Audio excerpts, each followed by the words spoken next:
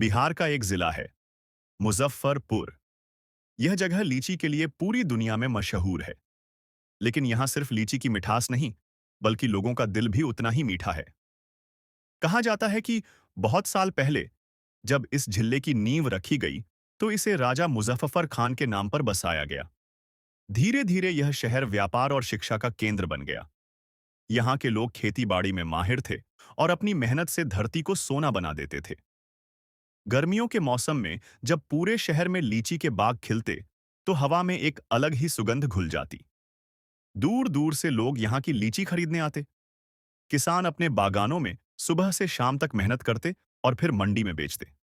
रामेश्वर नाम का एक किसान था। उसकी 3 पीढ़ियां लीची के बाग से जुड़ी थीं। वह कहता था, हमारा जीवन इसी मिट्टी से जुड़ा है। जो मीठास लीची में है, वही इस धरती और यहाँ के लोगों में भी है। मुजफ्फरपुर सिर्फ खेती तक सीमित नहीं था, यहाँ शिक्षा का भी गढ़ था। पुराने समय में लंगट सिंह कॉलेज और बीबी कॉलेज से पढ़कर न जाने कितने लोग बड़े अफसर बने। हिंदू मुसलमान सभी त्योहार मिलकर मनाते थे। छठ का घाट हो या ईद की नमाज, सबके चेहरे पर अपनापन झलकता। लेकिन हर शहर की तरह यहां भी कठिनाइयां थीं। कभी बाढ़ आती तो कभी गरीबी। फिर भी लोग हिम्मत नहीं हारते थे। रिक्शे वाले से लेकर शिक्षक तक हर कोई मेहनत को अपना धर्म मानता। एक समय मुजफ्फरपुर को स्वतंत्रता आंदोलन में भी खास पहचान मिली। यहाँ के लोगों ने अंग्रेजों के खिलाफ आवाज उठाई। कई नौजवान जेल गए, लेकिन हिम्मत नहीं हारी। आज यह शहर बदल चुका है। यहाँ बड़ी सड़कें, विश्वविद्यालय, अस्पताल और व्यापार के नए अवसर खुल चुके हैं। लेकिन फिर भी जब गर्मी आती है और बाजार में लाल लाल लीचियां सजती हैं, तो हर कोई यही कहता है, ये है मुजफ्फरपुर, लीची की धरती, मेहनतकश लोगों का शहर। रामेश्वर के बेटे अब पढ़ लिख कर बड़े शहरों में काम करते हैं, पर हर साल मई जून में गांव लौट आते हैं। वह कहते हैं, जगह कितनी भी बदल जाए, लेकिन मुजफ्फरपुर की लीची और यहाँ का अपनापन कहीं और नहीं मिल सकता। कहानी 2। बिहार के एक छोटे से कस्बे में एक पुरानी हवेली खड़ी थी। लोग कहते थे कि उस हवेली में रात को अजीब अजीब आवाजें आती हैं।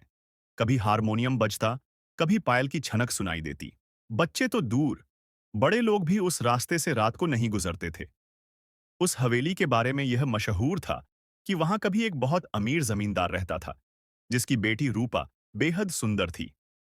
लेकिन एक रात अचानक आग लगी और हवेली वीरान हो गई। तब से वहां कोई नहीं बसा। कई सालों बाद उसी कस्बे का एक नौजवान लड़का, अर्जुन, जो शहर से पढ़ाई कर लौटा था, उस हवेली को देखकर सोचता रहा, आखिर क्यों लोग अंधविश्वास में जीते हैं? ये सब आवाजें तो डर और वहम का खेल होंगी। उसने ठान लिया कि वह हवेली का सच पता लगाएगा। अर्जुन एक टॉर्च और नोटबुक लेकर हवेली में दाखिल हुआ। चारों ओर मकड़ी के जाले, टूटी खिड़कियां और दीवारों पर उखड़ा हुआ पलस्तर था। जैसे ही घड़ी ने 12 बजाए, अचानक उसे हल्की सी हारमोनियम की धुन सुनाई दी। वह डरते डरते आवाज के पीछे गया। अचानक एक कोठरी में उसे पुरानी डायरी मिली। डायरी में लिखा था, आज पिताजी ने मेरी शादी एक बूढ़े ठाकुर से तय कर दी है, लेकिन मेरा दिल तो उस गरीब कवि मोहन से जुड़ा है। मैं भागना चाहती हूं, मगर यह हवेली मेरे लिए कैद खाना बन गई है। इसके आगे के पन्ने जले हुए थे। अर्जुन समझ गया कि हवेली की आत्मा शायद उसी अधूरी प्रेम कहानी की वजह से भटक रही है। अर्जुन ने फिर साहस करके हवेली में रात बिताई। इस बार उसने महसूस किया कि कोई अदृश्य परछाई उसके पास से गुजरी। तभी टॉर्च की रोशनी एक दीवार पर गई और वहां एक छिपा हुआ दरवाजा दिखा। दरवाजा खोलने पर उसे तहखाने में एक जली हुई हारमोनियम और रूपा की आधी जल चुकी तस्वीर मिली। अचानक पीछे से एक धीमी सी महिला की आवाज आई, मेरी कहानी अधूरी रह गई, कोई तो मुझे मोक्ष दिलाए। अर्जुन कांप गया, लेकिन उसने हिम्मत नहीं छोड़ी। अगले दिन उसने गांव के बुजुर्गों से बात की। एक बूढ़ी अम्मा ने रोते रोते सच बताया।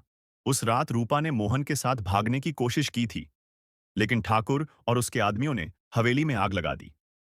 रूपा वहीं जलकर मर गई और मोहन लापता हो गया। लोग कहते हैं उसकी आत्मा अब भी रूपा को खोज रही है। अर्जुन ने तय किया कि वह रूपा की आत्मा को शांति दिलाएगा। उसने गांव के पंडित से हवन करवाया और हवेली में रूपा और मोहन की याद में दीपक जलाया। उस रात हवेली में फिर से संगीत बजा, लेकिन इस बार धुन के साथ मंद मुस्कान और हल्की सी चमकती रोशनी दिखी। धीरे धीरे रोशनी आसमान में विलीन हो गई। लोग कहते हैं कि उस दिन के बाद हवेली से कोई अजीब आवाज नहीं आई। गांव वालों ने हवेली को नया रूप देकर एक विद्यालय बना दिया।